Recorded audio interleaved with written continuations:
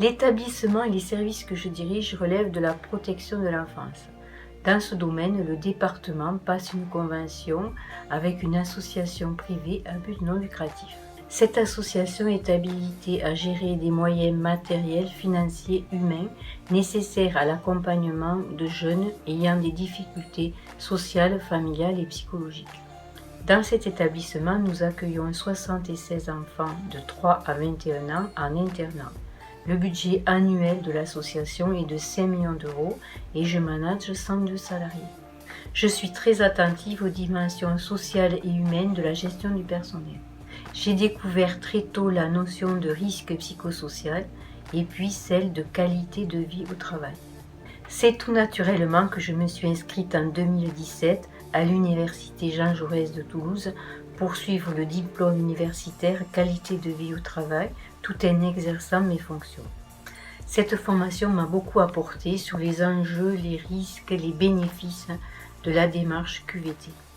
Une fois diplômée en 2018, j'ai décidé d'engager cette démarche au sein de l'association que je dirige. Les principales étapes ont été les suivantes. Négociation annuelle obligatoire de la QVT et de l'égalité professionnelle, la constitution du comité de pilotage, l'écriture de l'accord de méthode. Définition de notre périmètre QVT, diagnostic à partir d'une analyse documentaire, d'un questionnaire et de groupes de discussion avec le personnel. Rédaction du plan d'action, pour nous 22 actions ont été engagées, suivi et évaluation de ce plan par le comité de pilotage. Bilan de la démarche pour dégager de nouvelles pistes de travail et construire la prochaine démarche qualité de vie au travail au sein de l'entreprise. Aujourd'hui, après 3 années de fonctionnement QVT, j'en tire un certain nombre de leçons. D'abord, la QVT nous a permis de construire collectivement un état des lieux et de co-construire un plan d'action. Nous avons pu innover et à la fois intégrer des accords entre entreprises et des pratiques déjà existantes. C'est un outil formidable pour obtenir l'efficience d'une organisation au service d'une mission.